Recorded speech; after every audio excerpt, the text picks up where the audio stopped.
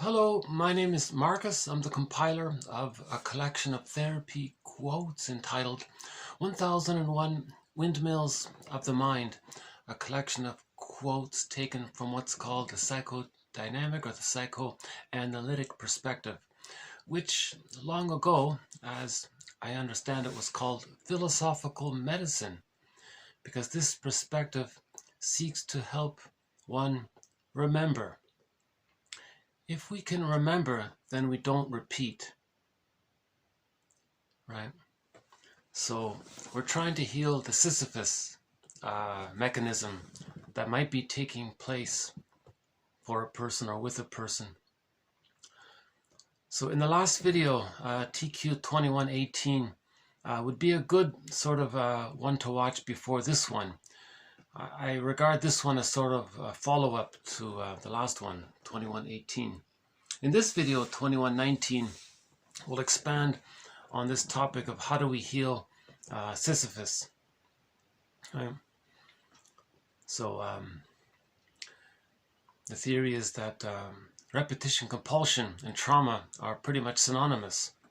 If there's trauma, the person is going to somehow recreate it or relive it, or to see if they can master it. Right? It's called belated mastery. It never works. Maybe we try our best to make it less painful if we anticipate it. But Russell says, you can have 20. You can spend 20 lifetimes trying to master it, and you're not really going to master it. So the idea is to make it conscious. Right? So we're looking for narrative truth. Narrative truth. When we have narrative truth, the truth will upset you free. Then we're no longer like Sisyphus, compulsively repeating some childhood scene in the present. Okay? So maybe I'll just begin with it. So 1001 Windmills of the Mind now has almost 50 threads or topics or themes that run throughout the series underneath the umbrella of the psychodynamic or psychoanalytic perspective, right? So for example, we have a thread on projection, something you don't know about yourself. You might say it belongs, you might attribute the thing that you have that's about you, and you might say it belongs to someone else. That's a mirror for the person to see what they don't know about themselves. Right? So projection, prejudice, etc. That's often confession. Right? So projection is like a mirror to see what's within. So that's the psyche's innate drive to help the person find narrative truth. Right? Right? So the psyche gets the person to believe and think and say that someone else is such and such, or thinks or believes or has or wants or does or did such and such. Then the person can observe that and see his opinions as a mirror for him recognizing what's within that he doesn't know about. Right? That's a major topic, projection. We have one on projective identification, identification with the aggressor, symbiosis, negative magic gesture, reaction formation, right? Infantile megalomania. Each of the major defense mechanisms, maneuvers of the mind, each one constitutes a thread on its own. So roughly 10 threads right there on defense mechanisms. One on the body bears the burden. Right? Sometimes there's a compromise. The person has feelings. He can't symbolize it. He can't put words to it. So it gets, somehow the theory is the body bears the burden. It's expressed in a symptom. So the symptom confesses, it's trying to communicate the emotional distress, and it reveals it. So that's a major topic. John E. Sarno contributes immensely to this area. Emotional eating, a big topic. In the last video, 2118, we added one quote on there. The psychology of myths and fairy tales, a key thread, right? So Sisyphus, that's a symbol for internal dynamics. The internal dynamics is that if the child has a wish, a need, it doesn't get met, he's stuck there. He's going to constantly try to get it back. It can't be done, so he tries again. He's disappointed, and then it's like Sisyphus. He's trying to reclaim the state or the relationship to resume his development. And Russell says one point he makes here is that if the mother is shaming and misattuned, the child squelches his feelings. So he loses his feelings. Our feelings are identity, our feelings. We feel, therefore we are. So we want to get back to the place where we can have a relationship, right?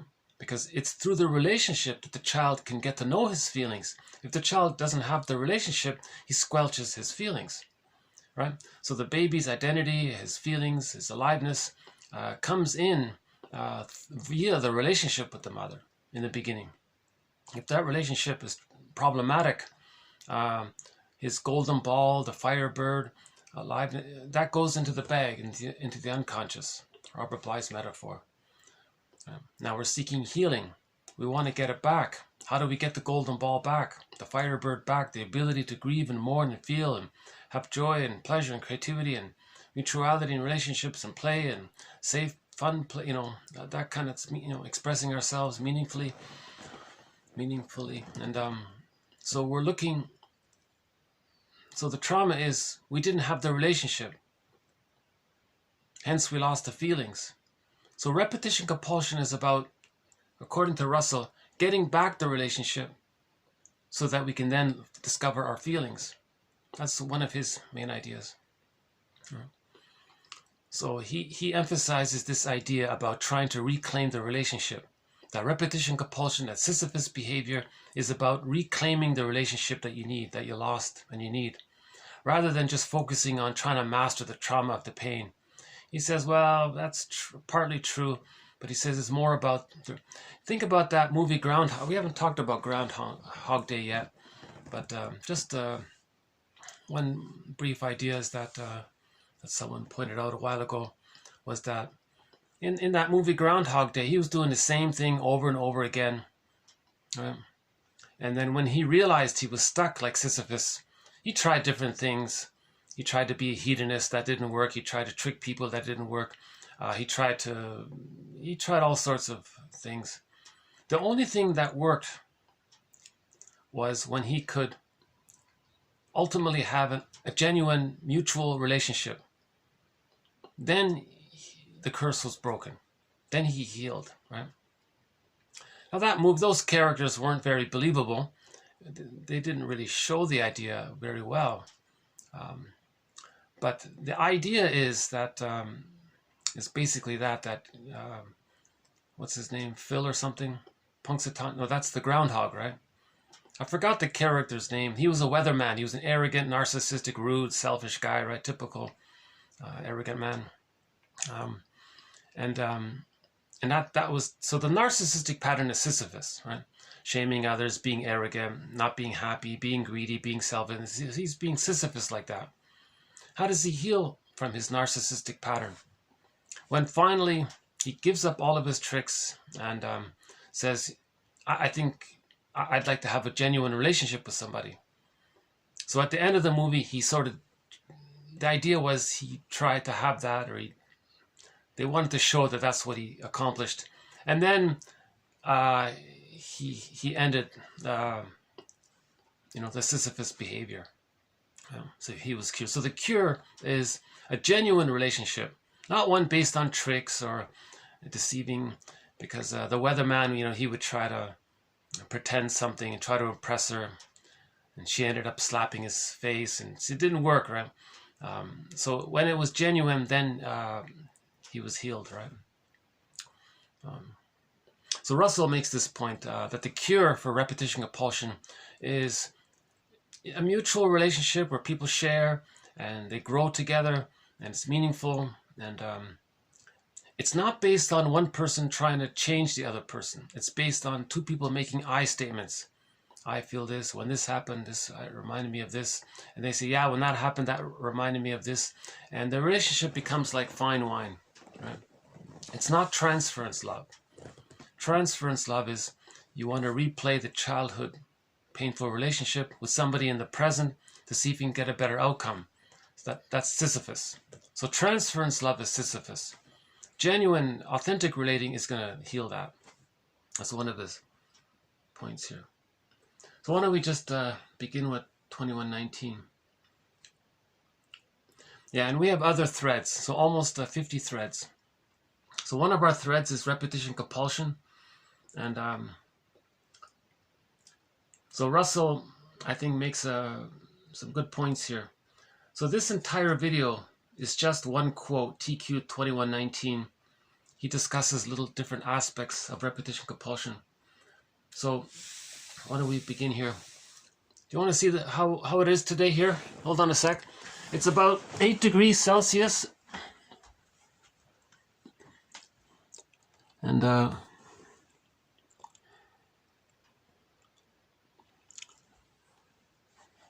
clear day, yeah. No birds around yet.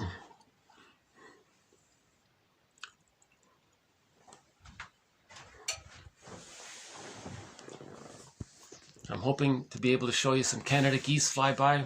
It's very rare, but on occasion it happens.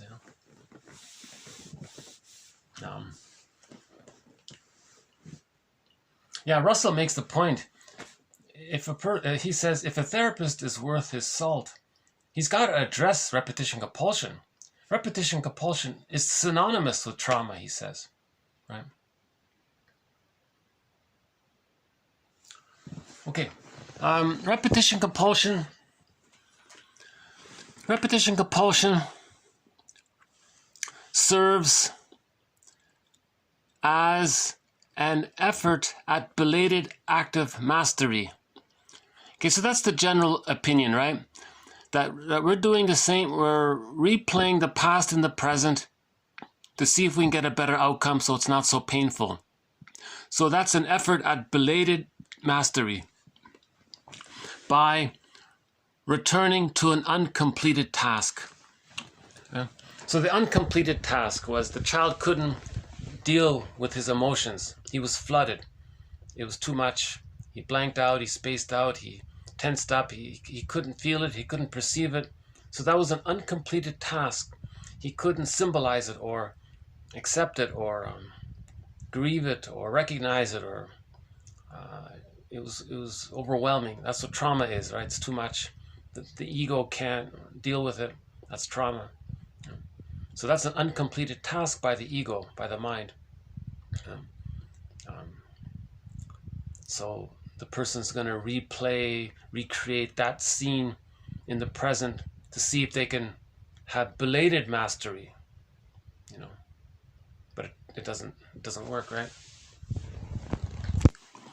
A new event which ought to be perceived and responded to in its own terms is instead co-opted into serving as a new edition of an old problem. Okay, so repetition compulsion, we are sacrificing the present to create a new edition of the old problem.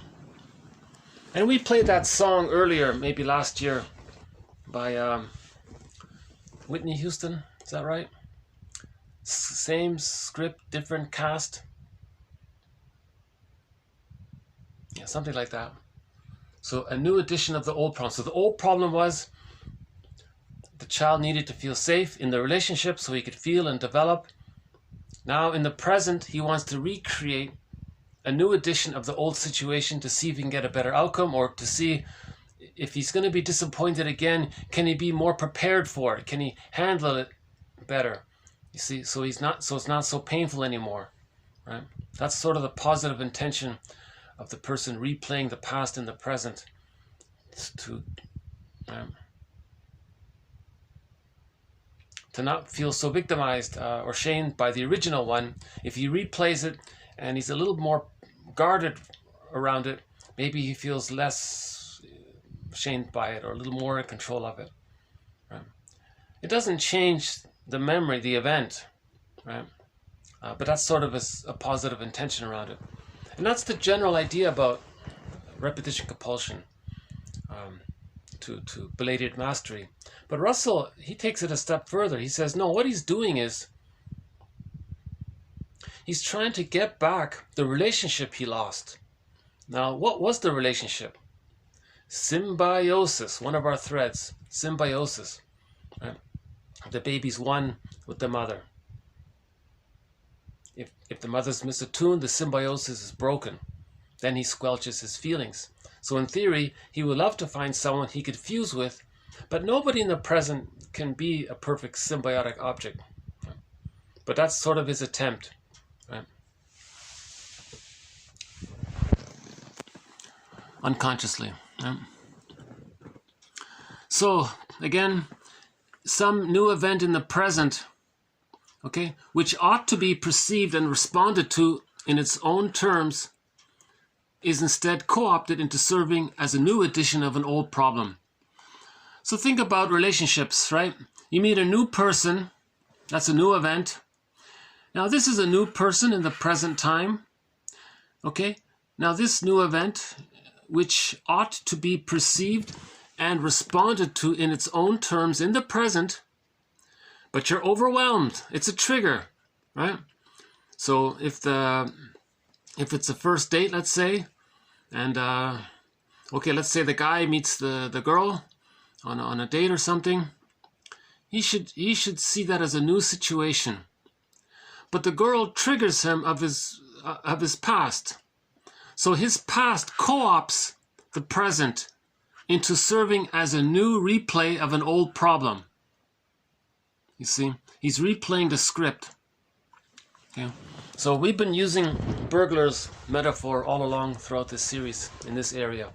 Burglar says every neurotic is a music enthusiast, but he only has one record, meaning those old LP, long-playing vinyl music disc records. And he carries this one single record with him everywhere he goes.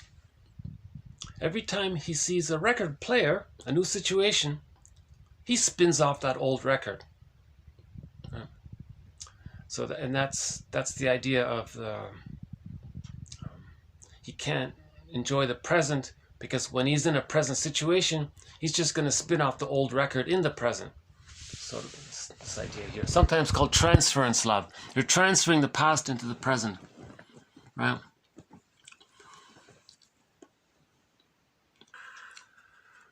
So the new experience, so the first date there, operates as a kind of déjà vu, awaiting the arrival of the memory.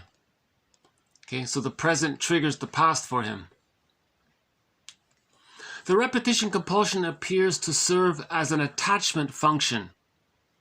Okay, so that's one of his points here.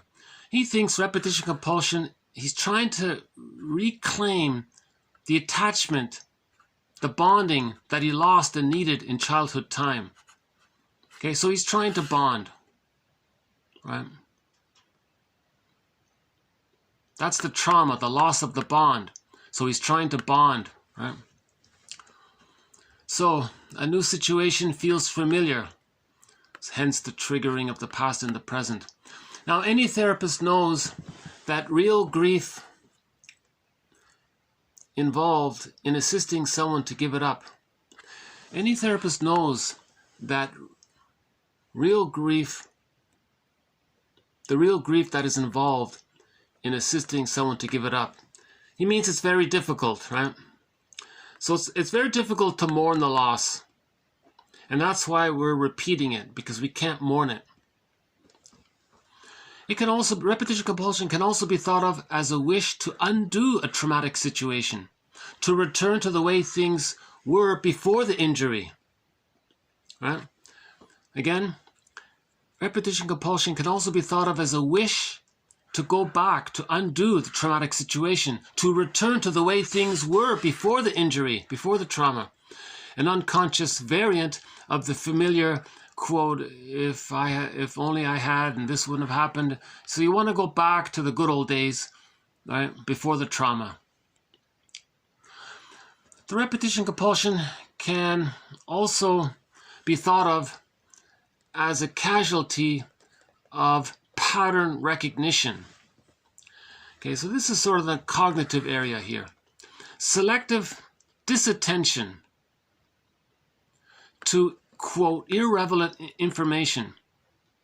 Okay, in other words, the date in the present, that's irrelevant. Time is irrelevant. Selective disattention. He's so flooded with emotion, he doesn't care that she's not his mother, that it's the year 2022 and not the year 1950, whatever, you know.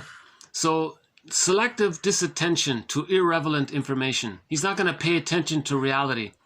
He's only going to pay attention to the pattern, to the script, to the schema, to the working model, to the imprint, right, of around the trauma, because that's his priority, to heal that, right?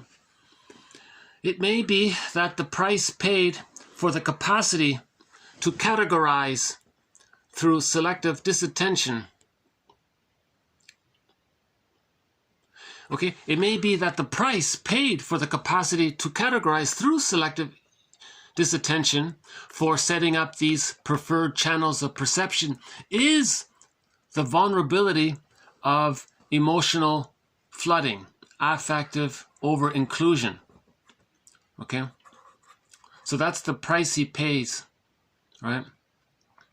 If he's vulnerable to so much emotion, the price he pays is, okay, he's going to have a preferred channel of perception, right? So therefore, he loses the present reality and opportunity, right? Okay, the failure to notice significant differences. So that's the price as well. The girl in the present, that could be a good new relationship for him, right? But he's too flooded and he thinks too much that the girl in the present is emotionally just a representative of something painful in the past. Now the girl is overwhelmed by this, right? No person in the present can be the breast mother, so she's scared off. She might say to the guy, "Dude, you got to talk to somebody. You're expecting too much from me," you know, that kind of thing. Okay, so the repetition compulsion then becomes an over-recognition. Okay, that's one way of putting it, right?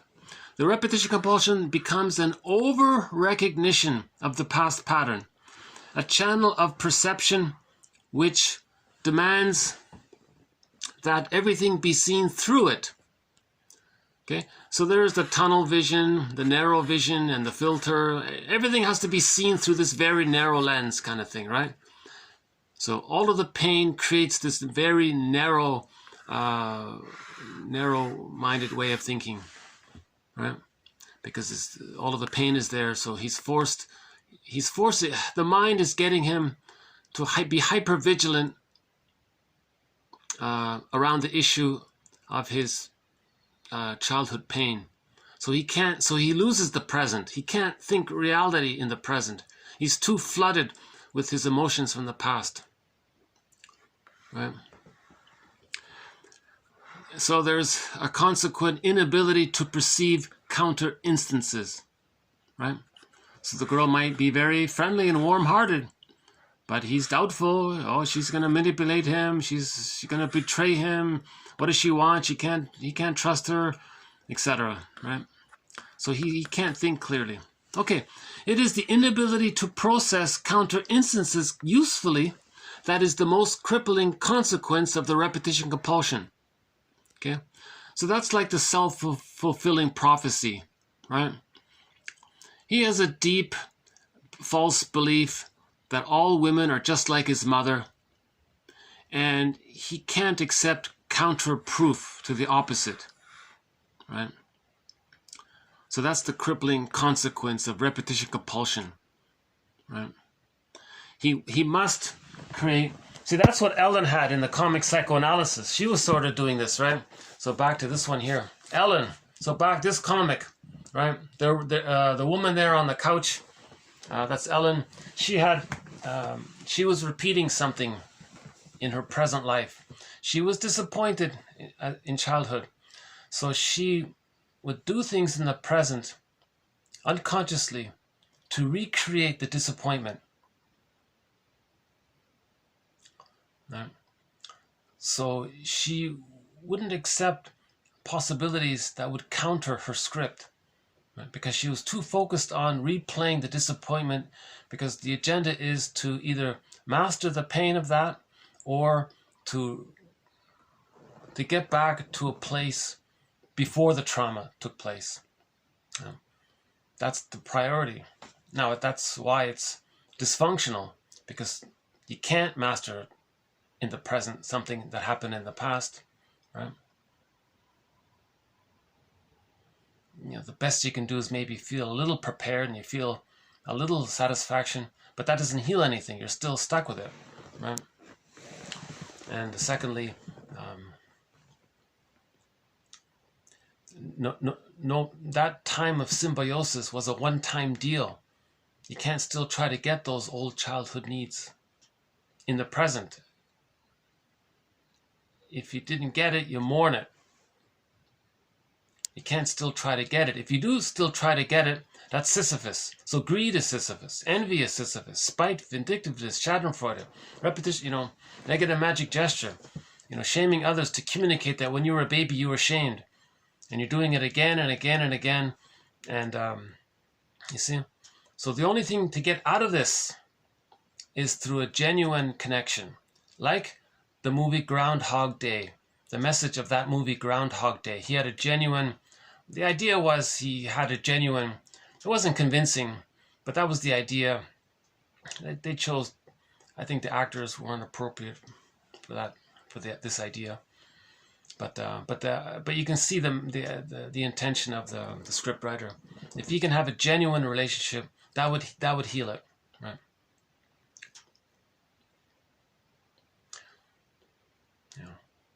So a person like that guy in Groundhog Day, he would need to learn how to make I statements, right? That can help to be able to share vulnerability, that kind of thing. But if he's trying to magically think he's going to find some perfect person, the world's greatest therapist, beautiful supermodel who's the world's greatest therapist, and these kinds of things are not going to happen, So he's not going to meet Karen Horney and they're going to fall in love and she'll heal him and these kinds of things, right?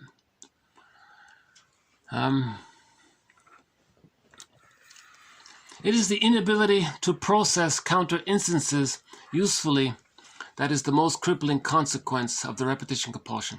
Okay, next one. Okay, here's a good one. Repetition compulsion represents the scar tissue of the injury to the capacity to feel. Okay? So, we repeat because we haven't yet found a way to feel differently, nor a person with whom this can be felt. Okay, so there's a good one. Okay? So, the trauma, okay, is we lose the ability to feel. The repetition compulsion, his metaphor, it's like scar tissue. But this scar tissue is the behavior of the repetition compulsion. So repetition compulsion is like a psychological scar tissue, but it's still going on. It's not a healed thing. Yeah, maybe not the best example, but it's a ballpark idea here. In other words, there's a trauma, and what you have left is not like just a scar. You have this open wound, and it's repeating. Yeah, maybe not the best one. Okay, so we repeat because we haven't yet found a way to feel differently. Okay, so in Groundhog Day, he was just tricking people and being narcissistic, so his feeling was shame-based. Now, when he learned to relate authentically, he felt differently. Then he healed. All right? So in the fantasy movie, he found someone with whom he could do this with. Okay, the compulsive character. the compulsive character of the repetition speaks to this. We are compelled to repeat. The problem really has to do with ownership of intention. Okay? We don't want to admit that we're pained.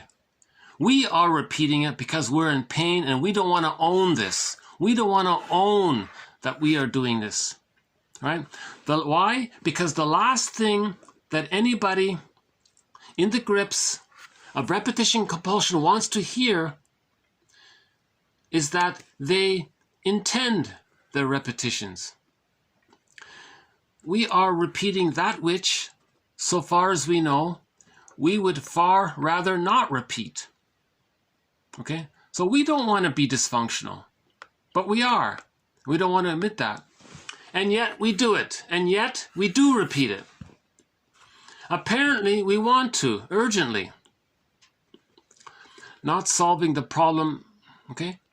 Simultaneously, so this doesn't solve the problem, and simultaneously it destroys present time and opportunity. So we're missing out on the present joy and opportunity. To whatever extent a person sees the present in terms of the past, to that extent they do not live in the present. Okay. I think that every repetition contains a nucleus of hate. Okay, of course, the baby's angry, so there's going to be anger in there, right? So that's why it's so stressful to repeat it all the time. Right? In complicated grief, there's anger, but the baby can't go through the mourning process. So of course, the sadness and the fear and the helplessness and the hopelessness and the desperate and the hate and the rage, the fear, all of that is going on again and again, right? But at the same time, there's hope. The repetition compulsion also contains the wish to be healed. Okay? It is as if the person is using his repetition at its most unstoppable moment as a cry for help. So he's trying to communicate, right? Right? So if a person's doing something over and over again that's dysfunctional, he's actually trying to communicate what happened. By reenacting it in the present, he's trying to communicate what his childhood was like. Now the person can observe this himself because he's creating a mirror for himself. So if he thinks about his behavior, writes in his journal, how did the day go? Okay, I acted like this. That's a repetition compulsion. So what did that behavior try to communicate? It tries to communicate something that we forgot in childhood. Aha! So you can kind of think of it in that way. There's this innate drive for healing. So the positive intention of repetition compulsion is to tell us, right? We do it so that we can tell ourselves, so that our unconscious can tell us consciously what happened in childhood. Because we're searching for narrative truth. Once we symbolize and once we find the true story, we don't need to repeat. We're repeating because we don't know the story. Once we have the story, we stop repeating. Right?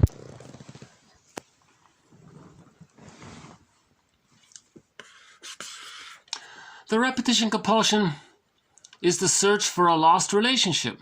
A relationship one needed in order to grow. So that's what we said before, right? The repetition compulsion is the search for a lost relationship.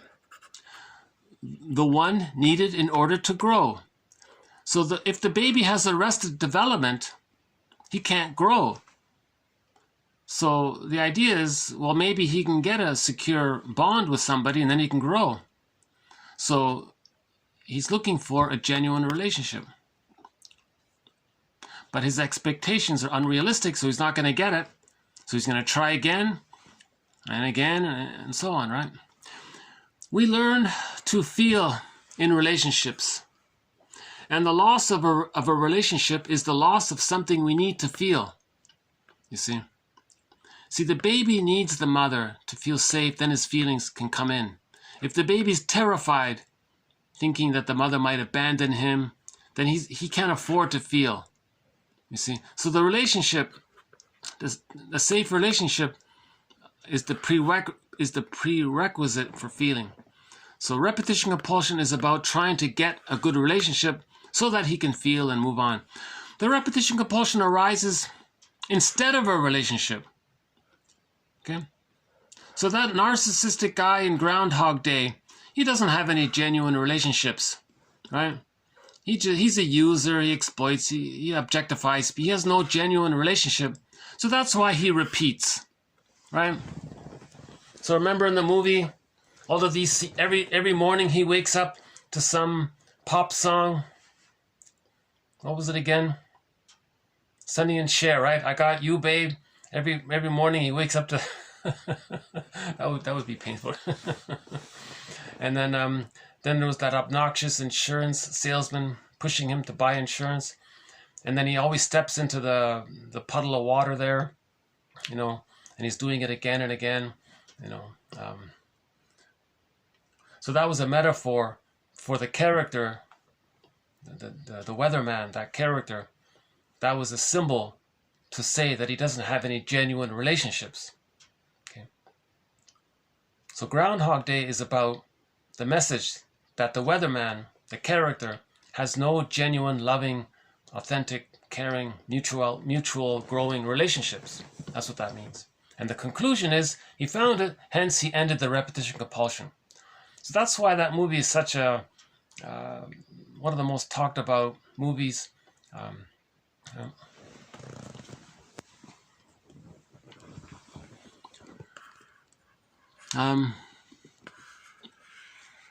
The repetition compulsion arises instead of a relationship. Okay, so key point there. Therapy is the replacement of the repetition compulsion. Right? So therapy would be a relationship. Then you can end the repetition compulsion. Right? So therapy is the replacement of repetition with a relationship. So we can heal if we have a good therapy relationship. Right? So we're looking for a good relationship, then we can stop repeating. Hedonism doesn't do it. You see, in the midway in the movie, the weatherman thought, well, if he's going to do the same thing over and over again, why doesn't he just become, what is it called? Some hedonist, you know, lie and cheat and do it like a psycho. He doesn't care, right? It doesn't. So he thinks that's not a relationship. So that didn't work, right? That's the point here. Okay, so where are we here? Okay, psychotherapy is the replacement of the repetition with the relationship, not hedonism. Hedonism is not going to end the repetition compulsion. Actually, hedonism would reinforce the repetition compulsion. Hedonism, greed and selfishness, that's just entrenching the repetition compulsion. You're not mastering anything. There's no belated trauma, right? So greed doesn't heal, put it that way.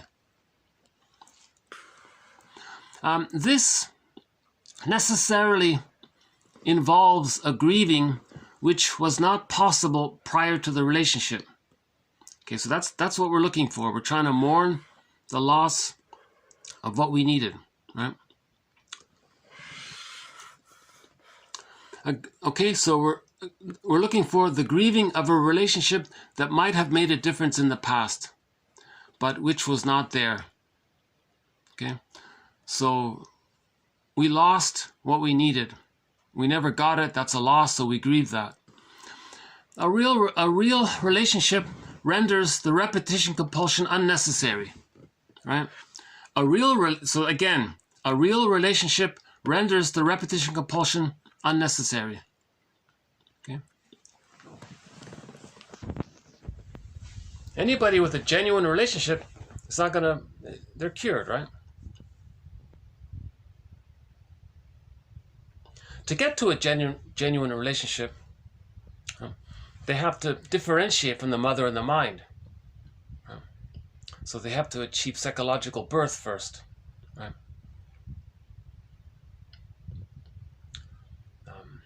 And to achieve whole object relations and differentiation, prior to that, they have to heal the splits. Every baby creates a concept of mother as good mother and bad mother, and the baby thinks that the bad mother is not his mother, it's someone else. That's called splitting. But the reality is the mother is partly loving and partly frustrating. Right? So the person in the healing journey has to accept the two sides of the mother. To forgive her, then we accept the two sides of her. If we over-idealize her, we're in denial.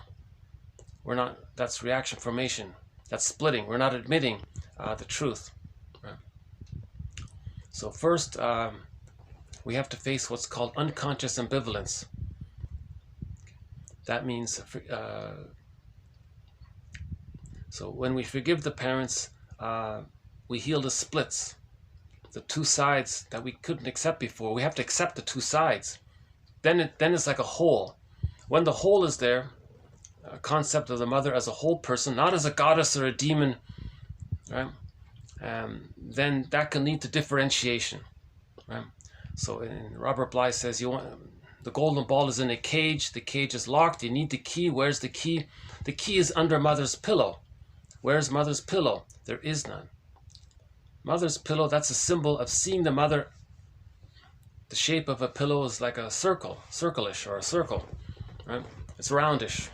That means whole. So the pillow is sort of it's an approximation of the idea of wholeness. So how do you see the mother as whole? Not split as either goddess or demon. Okay. So that's step one. So when you forgive the mother, see her as two sides. Okay. Recognize that the mother may have had prenatal distress syndrome. She may have experienced intergenerational trauma, birth trauma, perinatal trauma, trauma at the dentist's office, some kind of shock trauma, medical procedures, and maybe school shock, forced relocations, in the environment with the sibling. So maybe the parents were stuck in their trauma. That means they're repeating. So they're stuck there. So if you look at that, then you get a few ahas. Okay, things start to make sense. Then you can move towards seeing them as ordinary people, doing the best. And a good point, one point that's important, I think someone said, they would have if they could have. They couldn't, so they didn't. Of course, the mother, had she been loved, would have loved her children properly. But she was too frightened and scared from her environment or from what happened to her, those kinds of things. So once we see the parents honestly, not the way we wish they were, not the way we want, not the way that's familiar, but an honest appraisal. Then we see the whole, we find the key, we get the golden ball, we can differentiate, we can find ourselves. Right? Then we end the repetition compulsion. That's the one idea there. It sounds overly simplified, but you got to start somewhere, right?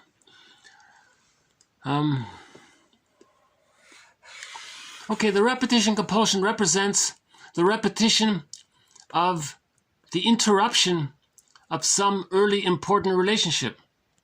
Okay, the interruption of this relationship carried with it, in a context specific to it, a stunting, an arrest of development of the capacity to feel.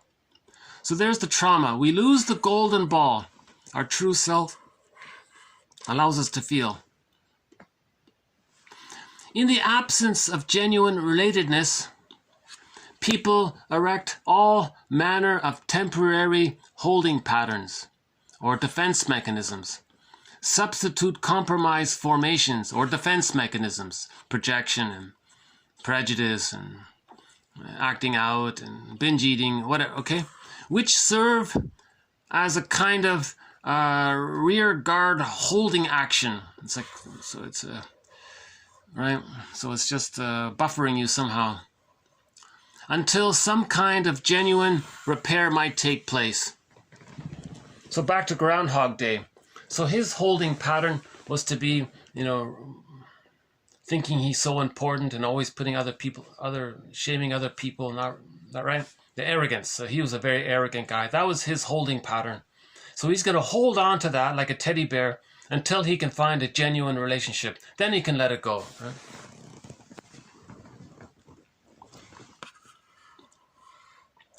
Right? Okay. Emotional growth does not occur alone. On our own, the best we can do is repeat it. You see, so there's this point again. If people are just being objectified, treated as... The baby thought the mother objectified the baby. So a person with a narcissistic pattern, for example, regards others as in an objectifying way. That's not a real relationship. Right? So he's alone in that sense. So if he's alone, all he can do is repeat. He can only heal if he can move towards a genuine relationship. Again, with the Groundhog Day shows that very well, right? Okay, the repetition compulsion is a dysfunctional feeling system. Yeah, the repetition compulsion is a dysfunctional feeling system. Yeah, because you're not feeling. If we don't feel, we repeat. So it's dysfunctional. We express our feelings and our pain through our repetition, and we're not aware of it. That's painful, so we do it again. We feel unseen, unheard once again, so it's dysfunctional. Again, like the Sisyphus, right? You can say emotional unintelligence or low EQ or affective incompetence or whatever. Okay, however, let's have some compassion for the child. It was the best the child could do at the time. Okay, so the child did the best he could in that situation, right? So if the baby had to tense up and his muscle tension, that's the best he could do. Okay, the event which organized the repetition cost the individual their later emotional development in the service of surviving the disaster. Okay, so they paid a huge price. They survived their childhood, but they paid a huge price. Okay, they lose their golden ball. They lose their feelings, ability to feel and live in the present, know themselves, etc. The repetition compulsion cannot be relinquished without mourning. Okay, thus, the repetition compulsion is also the first harbinger of a person's re-entry into emotional connectedness. And this is what Robert Bly kept saying. He said grief is the doorway for men to feeling. If men want to find feelings, grief is the doorway. That's the same idea. So repetition compulsion means the person's not feeling. Right? So why is he not feeling? He lost a relationship. So you want to mourn the loss of that relationship, then you can get your feelings. That's what he means.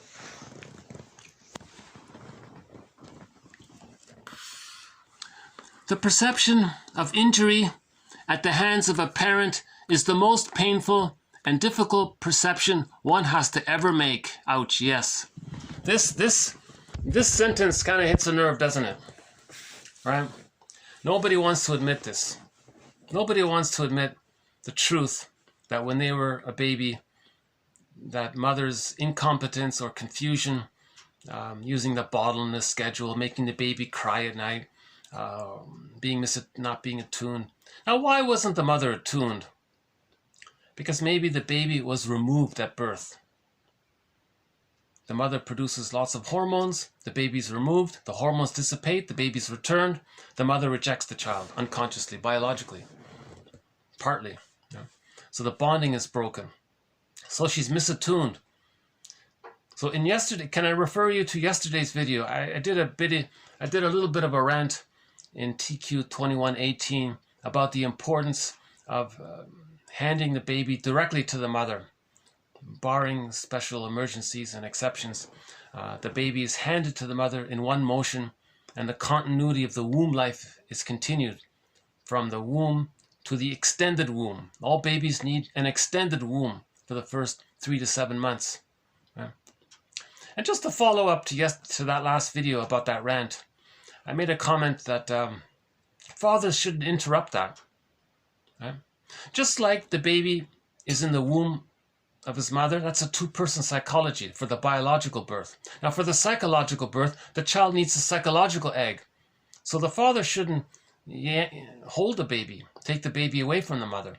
That two-person psychology should continue for the first, let's say, 6 months. Right?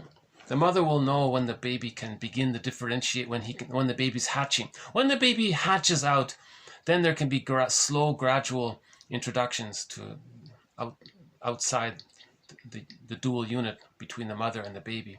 Right? So ironically, if the baby's very young and the father returns to the mother and goes to the that's confusing for the child, I think. So the suggestion was maybe mother should just stay in bed for 5 months, right? And let the baby sleep on skin to skin, continuous skin to skin contact. The baby nurses according to his needs, automatically, no disruption. And then the baby can start to, he's stronger, and then he can hatch out of the second egg. Right? So Mahler says that the psychological birth of the baby doesn't happen automatically with the biological birth. The baby has to go through a process from birth, biological birth, to the age of 3. The first part of it is this egg, this second egg. Yeah. Okay.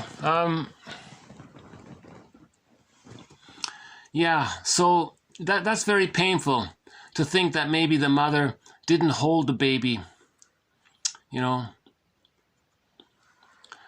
the baby was alone crying in the crib. He's only, 3 days old. He's crying in the crib or something. Who wants to face such a truth? The perception of injury at the hands of a parent is the most difficult and painful perception one has to make. The discovery of what one feels is also the discovery of who one is. I feel, therefore I am, right? And who one was. Quote, every finding is a refinding.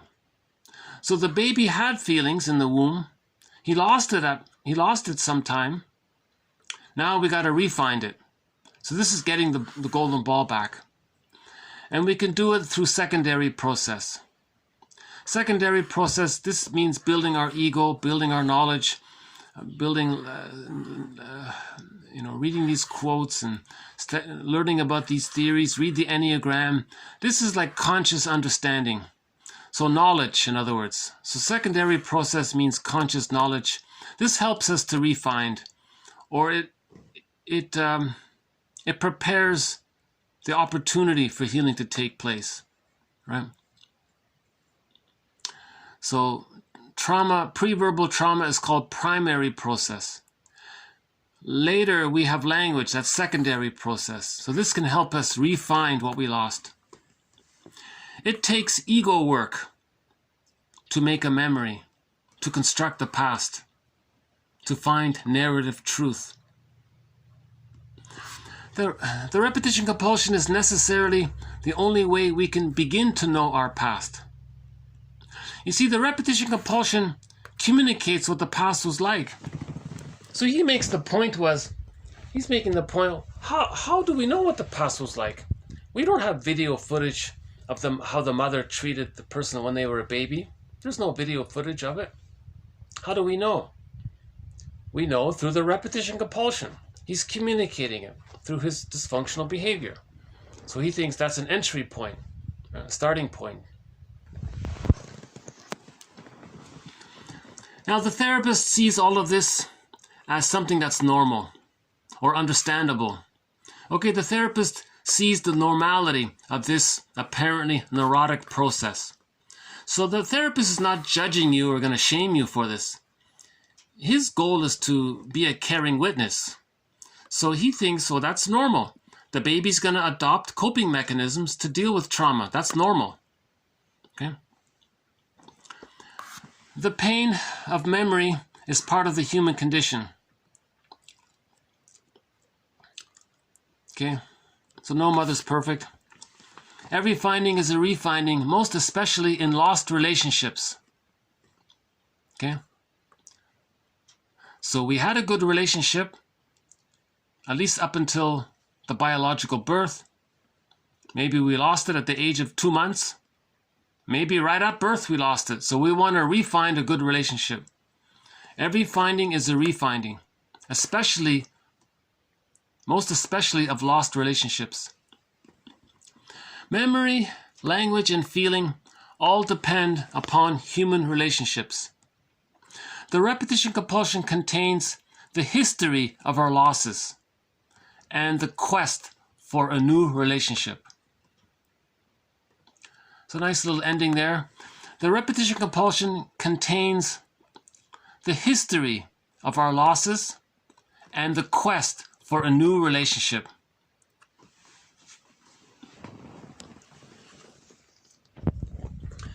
So this quote is posted below, if you to see more link there. But I'll add a couple of other points here because I couldn't fit everything in. So let's maybe just briefly maybe we can just briefly look at some of these other ones. Okay, the repetition compulsion describes the situation in which the person repeats past occurrences as temporary experience. Okay, so the goal of the therapist is to make the client remember these occurrences instead of repeating them. Oops. Okay, so the term repetition compulsion describes the situation in which a person repeats past occurrences as contemporary experience. Okay. So the present is just a modern replay of the original past. So we're reliving the past in the present. The goal is to remember instead of repeating. So either we repeat and don't remember and repeat and don't remember like Sisyphus, or we remember, okay, thanks to the relationship, then we can stop repeating and enjoy the day. Repetition compulsion has a great deal to do with what we cannot feel. Repetition occurs in lieu of something we cannot feel. You see? If we can't feel, in lieu of not being able to feel, we have repetition compulsion.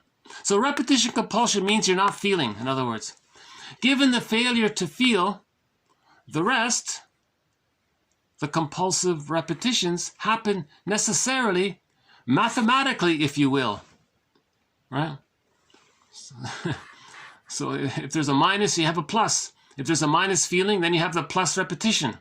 If you have the plus feeling, then you have the minus repetition. So mathematically, if you will. We may say that repetition compulsion and trauma are profoundly connected. They may simply be two slightly different names for essentially the same condition. Okay? Trauma is, emphasis there, capital, is that which gets compulsively repeated. That which gets compulsively repeated. What is that? That's trauma. So he's saying it's synonymous. Trauma and repetition compulsion are the same, basically. Repetition compulsion is a memory masquerading as a present-day event. So you have a present-day event, but that's a mask for something in the past. Repetition compulsion is a resistance to remember with feeling. It's painful to remember with feeling, so as a resistance to this, we repeat, we behave, we act out. So acting out is a defense mechanism against the pain of trying to remember with feeling. Right? Repetition compulsion is the repeat of crisis of attachment. Any therapy will necessarily deliver its own version of a crisis of attachment.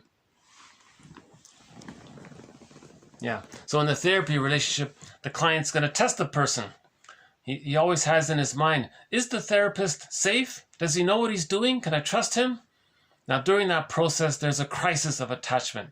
As Russell calls it, the crunch. There's testing, this little drama going on. Right?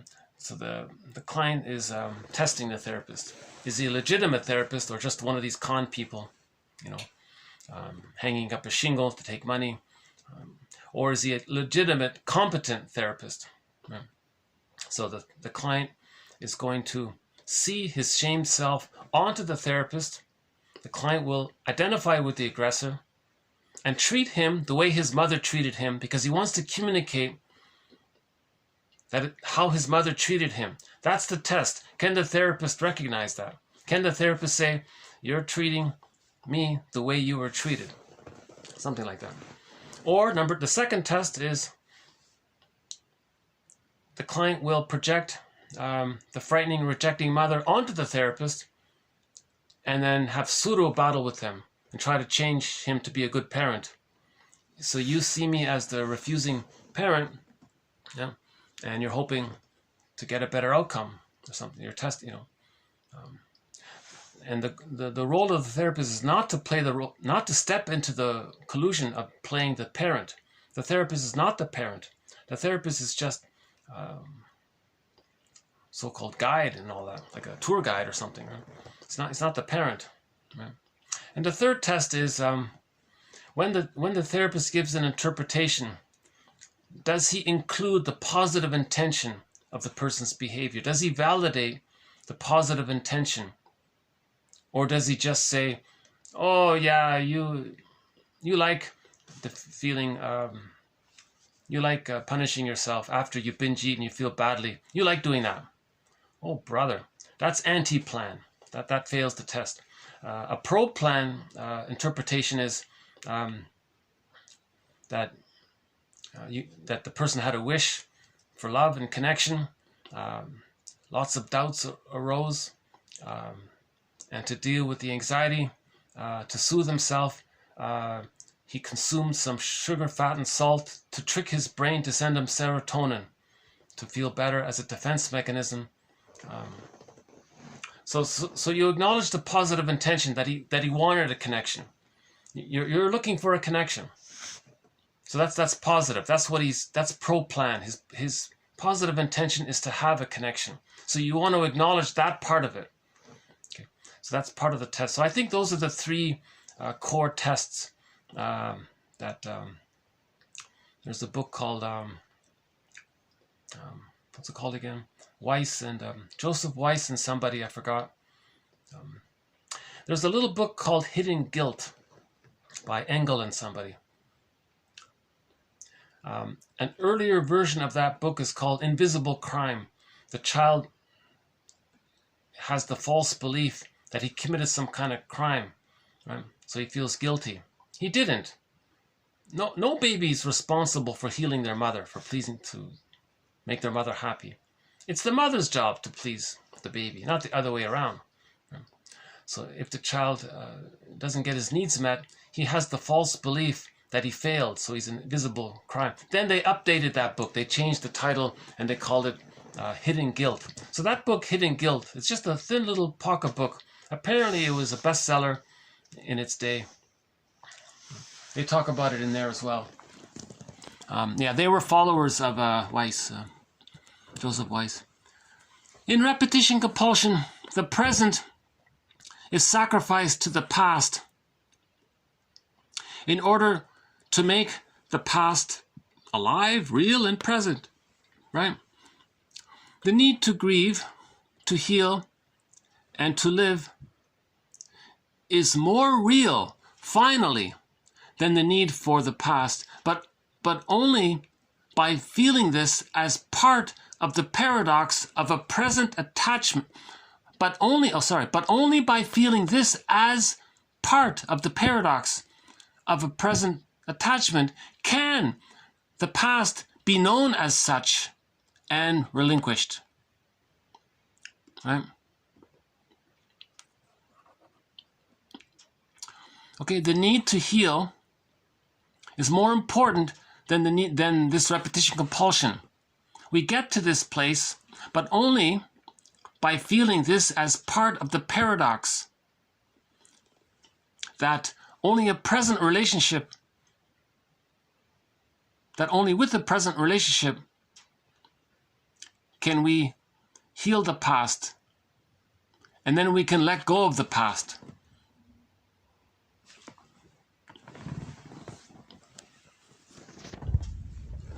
There will be other quotes by Russell in another video. Let's see if I can find some here. Hold on a sec.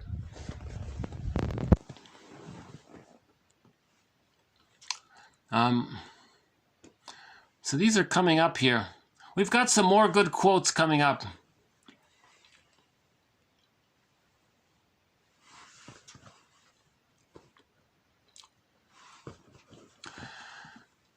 At the core of every repetition compulsion lies a repressed infantile wish.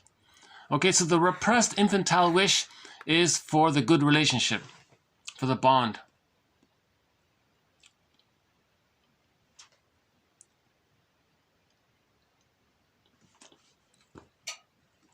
Okay, those who cannot remember the past are condemned to repeat it.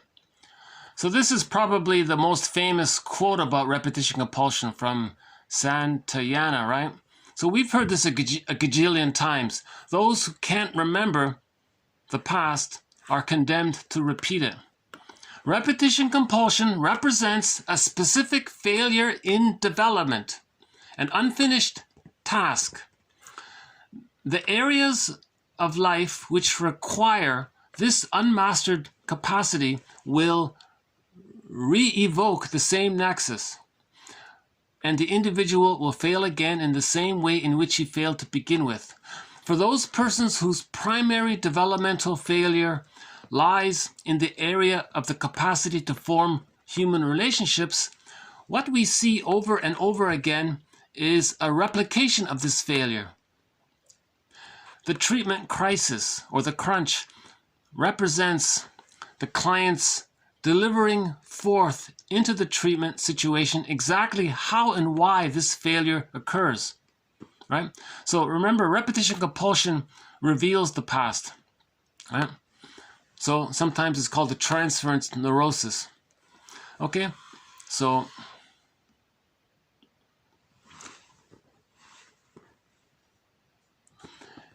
so we'll post these ones coming up in the next video here. Okay, in its broadest sense, the repetition compulsion is attachment to the past, which to that degree destroys the present. All new relationships are vulnerable to infection by the repetition, and yet ultimately a new relationship is the only way of not repeating. That's sort of his key message here, right? Only a new relationship is the only way of not repeating. The capacity to mourn is what finally allows one to relinquish the attachment to the past, to perceive the present as distinct from the past and making less necessary the repetition of the past. Yes, we're sadder but wiser. Okay, so this thread on repetition compulsion is linked to our other thread on what's called complicated grief. So the thread on complicated grief supports this thread on repetition compulsion. So we have a whole thing about complicated grief. We have maybe close to 100 quotes about aggravated grief, prolonged grief, chronic sorrow, pathological nostalgia, melancholia, nervous breakdown, soul loss, burnout. The amygdala can become enlarged. There can be delayed onset of the developmental trauma. Then there's PTSD. The person can become like a curmudgeon late in life, right? So because they never could mourn. Okay, so the main quote is, splitting precludes mourning. Okay, the baby splits his understanding of his mother into goddess and demon, as explained in myths and fairy tales. Myths and fairy tales are metaphors for internal dynamics. A child's traumatized psyche is goddesses and demons, which myths and fairy tales describe, right? So that splitting mechanism, that prevents mourning. Yeah. You can't mourn a goddess or a demon, put it that way. The idea is you can only mourn a person, a reality. You can't mourn exaggerated, frightful fantasies. You have to find reality. Okay. Now, another thing with splitting is that the fusion is still there. The baby is still bonded to the mother, to the point where he is her even. So he's fused, so he can't mourn. That's called melancholia. Because if he mourns the loss of somebody or something, because of the internal working model of fusion, it feels like he's going to lose himself. He can't feel like he's losing himself. If the other is him, and he's the other, and the other is him, and the other's gone, he can't mourn losses, because then it feels like he's mourning himself. Now, all of that anger and sadness and emotions that he would have toward the other, it goes to himself, because of the fusion. That's the melancholia. Yeah? So he has to differentiate. Now, how do you differentiate? You got to heal the splits. How do you heal the splits? You got to go to our other thread on splitting. We have another thread on the psychological maneuver called splitting, or the splitting defense. Another 100 quotes on splitting. So then you study the 100 quotes on splitting. Okay? Then you study the 100 quotes on complicated grief. And then you study the maybe dozen or so quotes we have up until this point on repetition compulsion. You see? So these threads, all of the threads in 1001 Windmills of the Mind overlap and linked together. What we're trying to do is build a basket. We're trying to weave these 50 threads into a basket. Right? This is all based on what the poet said. He said, psychoanalysis is always looking for an egg in a basket that's missing. So we're trying to weave the basket, then we find the egg. Okay? So weaving the basket, that's called secondary process. The theories and the quotes and the question marks and the ideas and so on. Right? So we're trying to weave the basket. So I would highly recommend that route. That's just one idea. First, study the quotes on splitting, then on complicated grief, and then repetition compulsion. Because once we heal repetition compulsion, we're good. That's it. We can enjoy the present, right? So we'll have more quotes on repetition compulsion coming up. And quote, one client said, "I'm looking for my feelings so that I don't repeat." So he was a very insightful client there, whoever said that, unknown. And yeah, we have some quotes from the Sugarman guy, Alan Sugarman. We got a couple of good quotes coming up from him. And we'll have some more quotes from Faber. Yeah, I'm not finished with Faber's work, so we'll do some more quotes from Faber.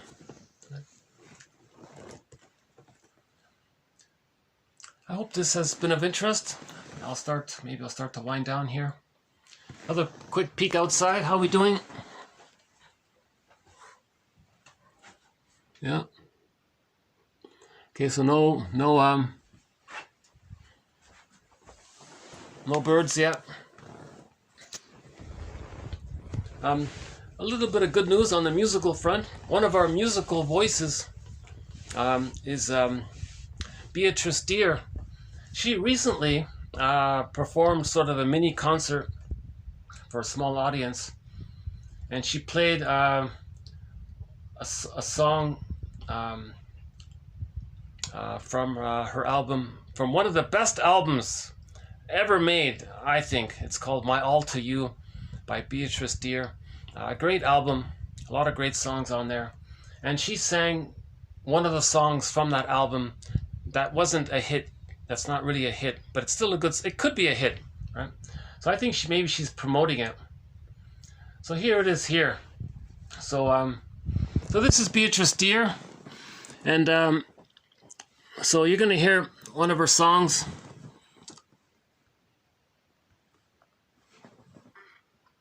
So here's a song.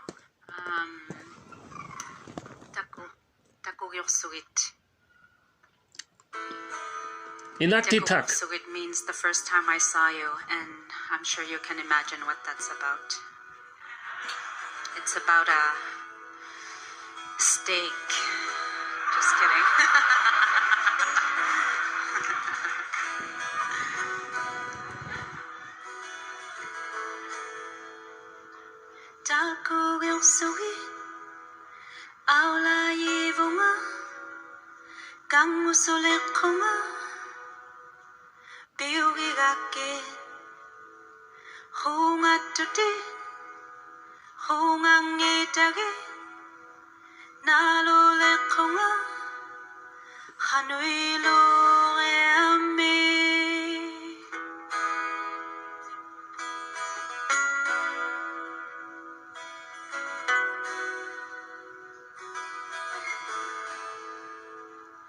Takuleng megake ale sole konga ipigile rake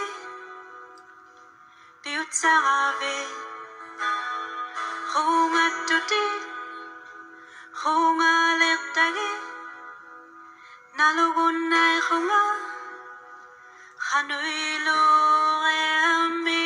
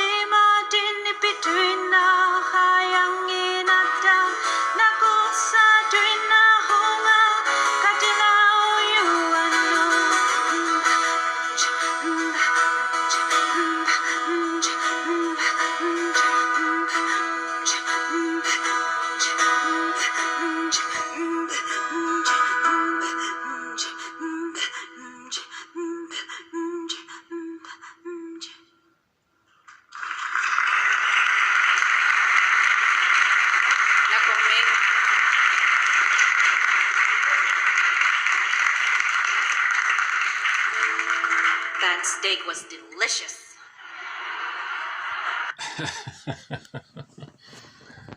So I guess we can give the song a nickname, the steak song. Little joke there. So she was singing in her first language called Inaktitak. Very talented singer. She sings in Inaktitak, English and French. And so I'll wind up here with the studio version of the song.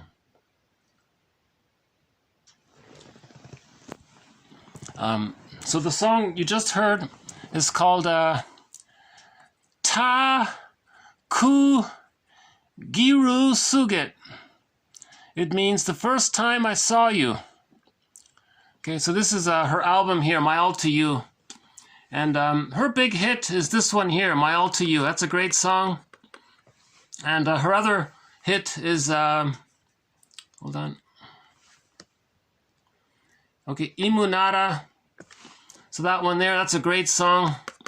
And You're With Me, that's in English. Those are her 3 big hits from this album. And I noticed she's promoting this other song here. So this is a great album.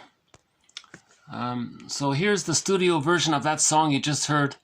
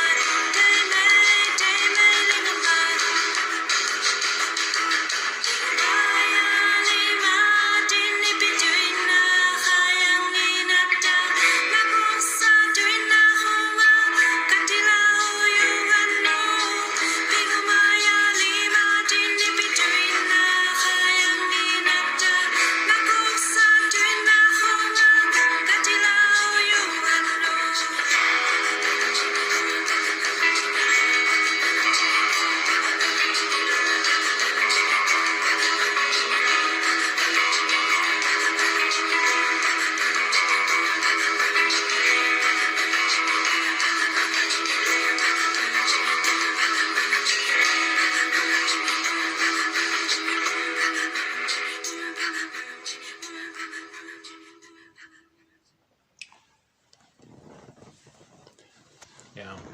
A few minutes left here. Maybe we'll play, another album of hers that I like that is underappreciated. She has an album called Fox. Maybe we can see if we can find it here. Hold on a sec.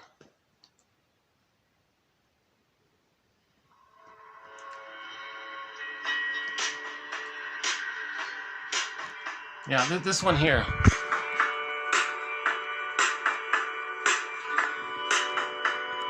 So we'll play, why don't we play one of the songs from the Fox album. This one's not bad. This second one here, what is it called? Pine or something?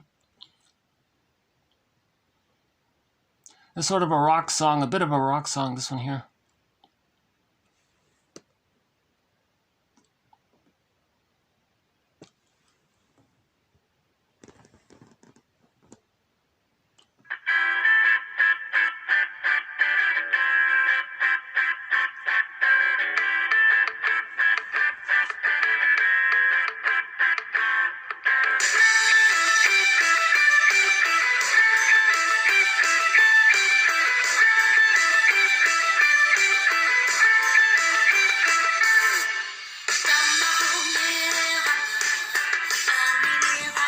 Okay, so thanks very much. This has been TQ 2119, all about repetition compulsion.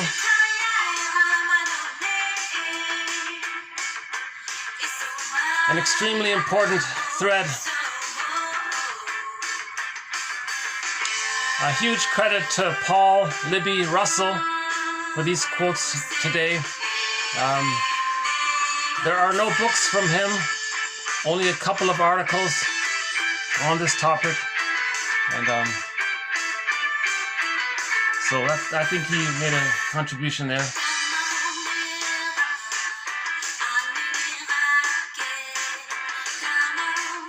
So the trauma is we lost our feelings.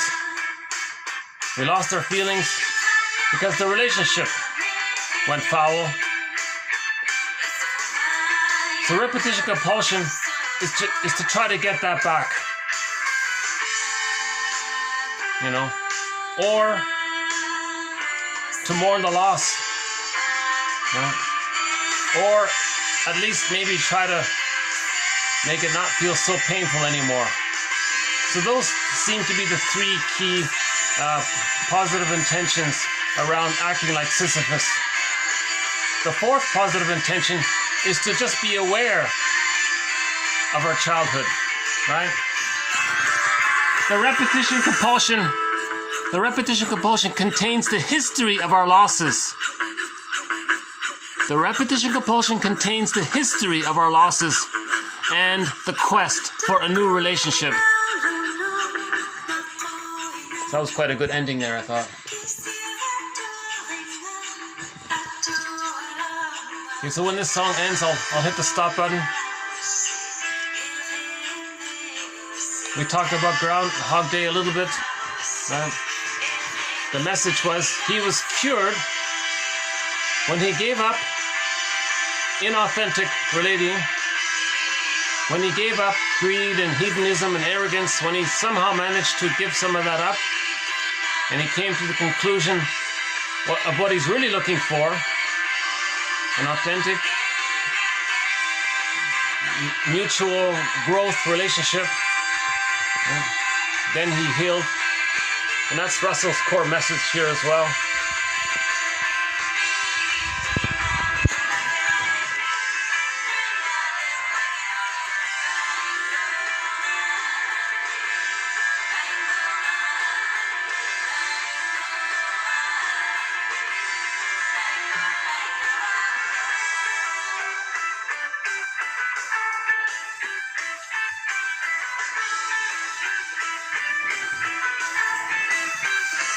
Okay, I'll see you in the next video. Thanks very much. Bye for now.